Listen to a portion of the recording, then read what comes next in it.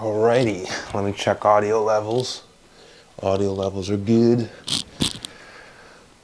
Second time using this camera. First time, I can't believe I uploaded that. It was out of focus. The entire shot was out of focus. And weirdly enough, I didn't touch the camera between the last time I used it and now. And yet the camera's in focus now. So I don't know what that means, but you know, if it works, it works. Okay, so again, this will just be another testing audio type video before I head to the gym to hit hamstrings and glutes. But if there's one thing I would like to talk about right now, it's the King of Naturals tournament. Winning the whole thing. Getting crowned the Natty King. And when I think about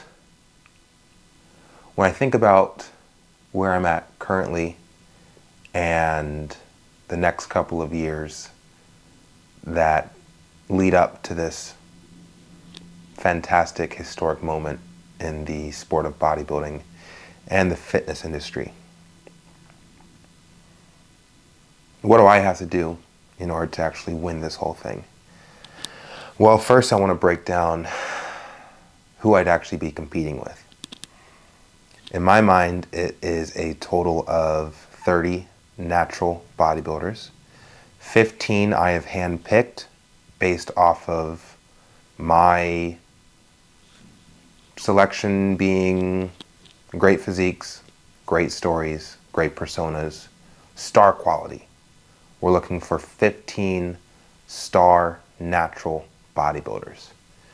And then once that's built out and we've selected all of those individuals, we will be selecting an additional 15 natural bodybuilders based on their resumes. So I'm talking the most winning natural bodybuilders that are currently active, the ones with the highest world championships across the multiple federations, OCB, WNBF, IPE, etc. The individuals that I think of, Nathan PT is how he goes on Instagram. Oscar Moscat is another individual. Niang Babakar, another one. I don't know if Doug Miller's still active. I don't think he is. Brian DaCosta, another guy. So all these individuals I would be selecting for the second 15, which are specifically chosen based off of their resume, and that would be the criteria for that. When I was talking with one of the original 15, Zach Moore, a couple days ago, he actually made the distinction between like SmackDown versus Raw, which actually kind of resonated with me because from my perspective, the first 15 who are the star athletes with like the really cool, compelling backstories and interesting why, strong motivation and personality that's unique to them and their character, they're the ones who actually drive the plot forward because of their dynamic style and presentation. And then with the second 15, they're the ones who actually add legitimacy to the tournament as a whole because they've actually been in this game for years, if not decades, and they're bringing that level of expertise to the competition. So how does Shaun Fury remain competitive and let alone win this whole thing against literally the best in the world? How do I win against the best in the world? How do I win against the best in the world? Size, shape, and conditioning. Size, shape, and conditioning. That is how you are selected to be the winner in a bodybuilding competition. Natural or enhanced, you're being judged off of those three factors. Am I expecting to be the biggest person at this tournament? The King of Naturals? No, I am not expecting to be the biggest person on stage. Do I expect to have the best shape? That's definitely a possibility. That is definitely a possibility. And Me personally, I've always been a big fan of my shape. In fact, my shape is what gave me the confidence to pursue a career in bodybuilding. I think my shape is what most people give me a lot of credit for. My muscle bellies, good chest, good shoulders, good abs. Honestly, those are like my strong suits. Now that I think about it, just good shape. It's a great aesthetic physique, and we're gonna touch on that in a second. Aesthetics, dude. Just if I was competing for like greatest aesthetics of all time, I'm confident that I would take that pretty readily. But to win an actual bodybuilding show where they aren't judging off of best aesthetics or judging off of size, shape, and conditioning, there's more dialing in that's required. You know, it's like you got to be super peeled. And then, you know, this is the plight of a natural bodybuilder. When you're chasing shreds, you have to be very mindful and meticulous as to avoiding a significant loss of muscle mass. It's something that I've experienced when I've gotten very lean, and it is something that I've observed amongst other natural bodybuilders when they get stage ready. Shizzy being a great example. Shizzy lifts. When he's off season, he looks magnificent. Like big arms, good looking chest, and just very full. And then at his most recent bodybuilding show at the Ben Wieters in 2024, he diets down, gets very lean, and that fullness and that quality of muscle that he's literally famous for wasn't present. So it's like, how do you avoid that? It has been done before. I've seen it. I've seen natural bodybuilders who are able to diet down and get stage ready, get very lean, and their conditioning is next level, and they still retain their muscle mass. So that's definitely something to perfect, and it's required. Like, you have to perfect it, otherwise you're not going to do well in this sport. How do I do it? How do you do it? I haven't felt like I've achieved that yet. There's so much that I haven't achieved within this sport. I haven't reached a level of size that I'm happiest with. I would say that my prime peak physique, you know, stepping on stage, I'd like it to be 212 pounds. That sounds like a cool number to be lean. 212 pounds lean, stepping on stage, that sounds dope. Right now I'm 227, off season, bulking, and you know, cool, but I still have a lot of work to do on my legs, a lot of work to do on my posterior, a lot of work to do on my chest.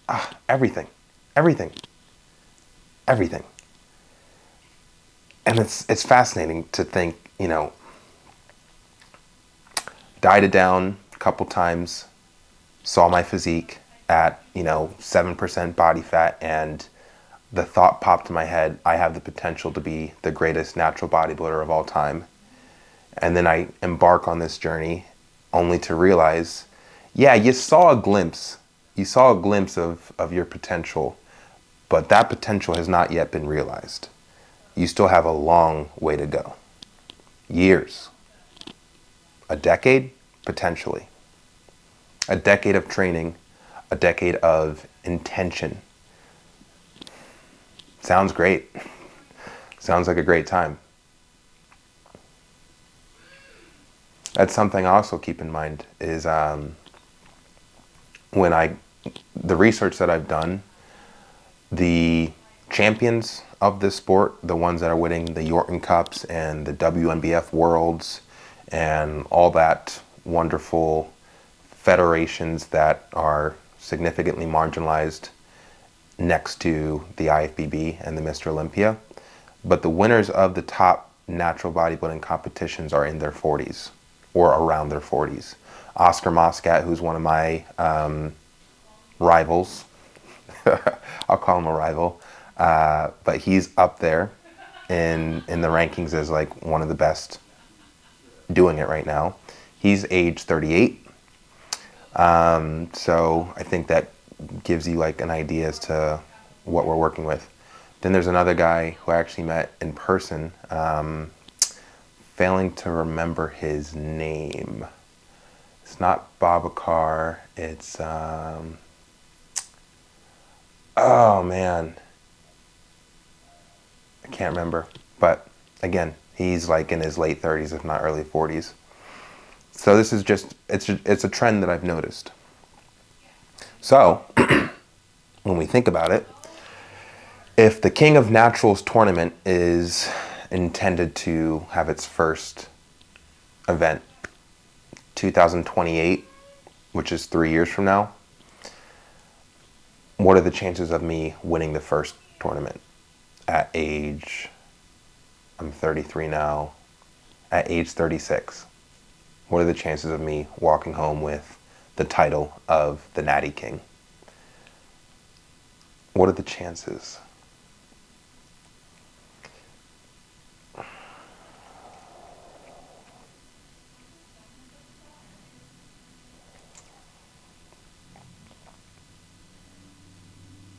Does it? Ah, fuck. Best in the world.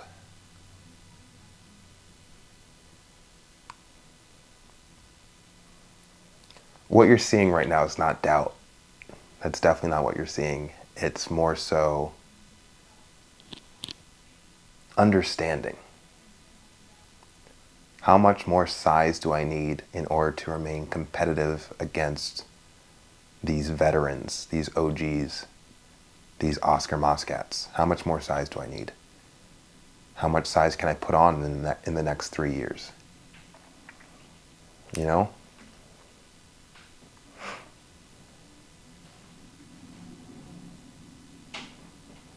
Good questions to ask. And then I think of Frank Zane. I think of Frank Zane often.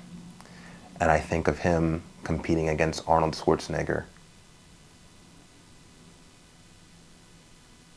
Frank never beat Arnold in his prime. He never beat Arnold in his prime. I asked myself the question, if those two personalities switched bodies and Frank Zane's personality went into Arnold's body and Arnold's personality went into Frank Zane's body, who would be the king of the golden era? Who would Joe Weider have selected? Personally, I prefer Frank Zane's physique over Arnold Schwarzenegger's. That's just my personal preference. And when I discovered that natural bodybuilding was a thing, the first thought that I had was Frank Zane.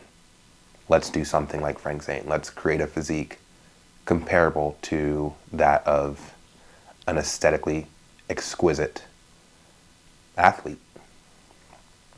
That was the idea. Does that mean that I'm going to lose against a person who's bigger? Not necessarily. Because at the end of the day, judges are judging off of 3 things: size, shape, and conditioning.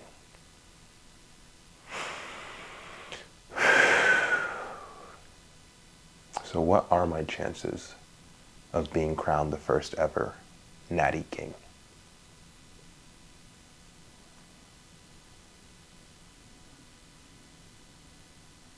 Guess we'll have to find out.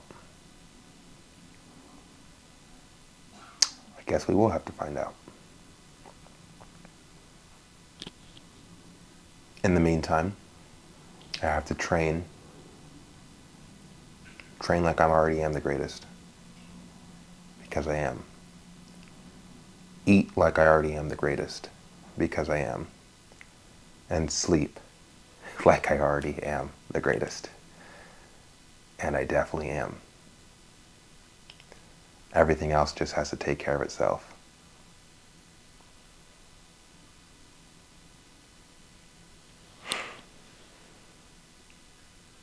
I suppose it does. Let's go hit hammies.